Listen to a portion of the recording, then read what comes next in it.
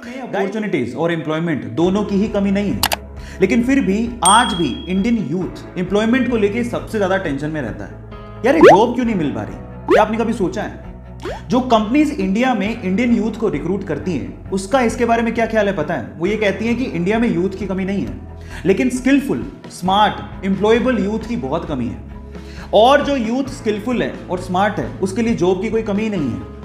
अब इसको थोड़ा मैं स्टोरी के थ्रू समझाने की कोशिश करता हूं, ध्यान से समझिएगा जिससे आपको ज्यादा समझ में आएगा।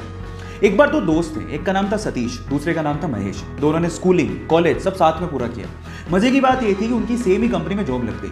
दोनों ने बहुत हार्डवर्क किया पूरे साल भर बाद उनका प्रमोशन होना था। तो जिस दिन प्रमोशन था उस दिन बॉस आए। उन्होंने सतीश को प्रमोशन लेटर देते हुए कहा कि सतीश तुम्हारा प्रमोशन होता है। तब महेश ने पूछा कि सर मेरा? तो बॉस ने कहा कि महेश आई एम सॉरी, तुम्हें प्रमोशन नहीं मिल पाएगा, इस साल तो कम से कम नहीं मिल पाएगा, वर्क हार्ड।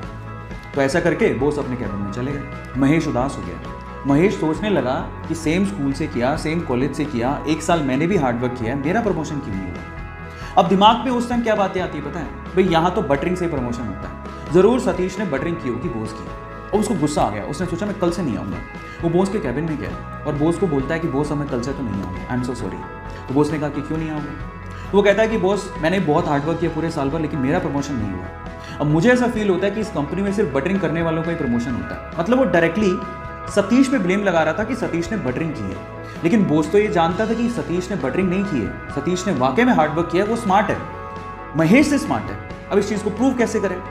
बॉस ने लगाया दिमाग, इसलिए तो वो बॉस था, उसने दिमाग लगाया। उसने क्या कहा, महेश एक काम करो, मैं तुम्हें एक टास्क देता हूँ, अगर तुमने वो टास्क कर लिया तो मैं तुम्हें सतीश से ज़्यादा पैसे दूंगा और प्रमोशन भी दूंगा। महेश ने कहा ठीक है। तो बॉस ने कहा तुम एक काम करो, अभी जाओ बाहर, तो हमारे इलाके में पता करो कि आम कौन बेचता है। महेश गया, आधे घंटे बाद वापस आया और बोलता है कि आम एक्चुअली पूरे इलाके में, हमारे इलाके में थोक के भाव में सिर्फ एक ही आदमी बेचता है। तो फिर बॉस ने कहा महेश एक और काम करो, अब जाके पता करके आओ कि वो कितने रुपए किलो में आम बेचता है। वो गया, वापस आया, वापस आके बोलता है कि वो 50 रुपए किलो में आम बेचता है। अब बॉस ने क्या कहा, महेश मैं सेम चीज़ अब मैं सतीश से करवाता हूँ, तुम ध्यान से देखना। उन्होंने सतीश को बुलाया और सतीश को बोलता है कि सतीश एक काम करो, इस इलाके में जो आम बेचता है उसकी खबर लेके आओ कि कौन कौन आम बेचता है। सतीश गया मार्केट में और वापस आया आधे घंटे बाद, और सतीश ने जो कहा महेश उसको देखता रह गया। सतीश ने कहा बॉस यहाँ पे आम सिर्फ एक ही आदमी बेचता है और वो 50 रुपए किलो बेचता है, लेकिन उसके पास टोटल 60 से 70 किलो आम है और वो एक साथ अगर हम खरीद ले वो 40 रुपए किलो में दे देगा। और अगर हमने 40 रुपए किलो में वो 60 से 70 किलो आम बेच दिए और हमने अगर 50 रुपए किलो में से सेल किया तो हमें बहुत प्रॉफिट होगा। और आगे आने वाले समय में हम लोग आम में भी अपना हाथ आजमा सकते हैं, आम के बिजनेस में भी। अब आप समझिए कि सतीश और महेश में क्या फर्क था।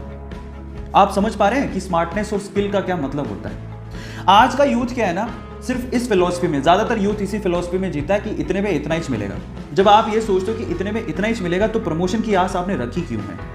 वो बहुत इंपॉर्टेंट है।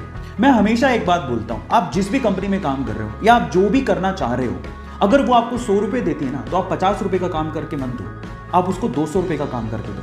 आप उसको अपना आदी बनाओ।